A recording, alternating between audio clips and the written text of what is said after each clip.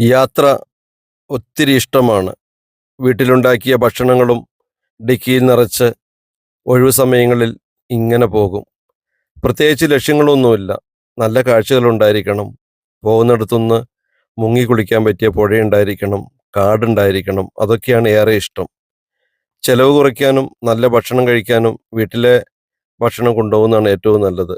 അങ്ങനെ മിനി ചോറ് വിളമ്പി ചോറും ചിക്കൻ കറിയും മാങ്ങയച്ചാറും ചീരയുപ്പേരിയും അങ്ങനെ നല്ല വിഭവങ്ങൾ കൂട്ടി രുചിയേറിയ ഭക്ഷണം കഴിച്ചു. യാത്ര പോകുമ്പോൾ ഇങ്ങനെയാണ്. ഭക്ഷണം മാക്സിമം കയ്യിൽ കരുതും. കക്കരിക്കയും ക്യാരറ്റും വിശക്കുമ്പോൾ ഓരോന്നും ഇങ്ങനെ കഴിച്ചുകൊണ്ടിരിക്കും. ക്ഷീണവും ഉണ്ടാവില്ല. കുടിവെള്ളവും ഭക്ഷണമൊക്കെ കരുതി ഇങ്ങനെ പോകും.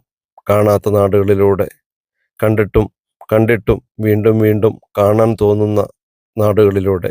പക്ഷെ ഒന്ന്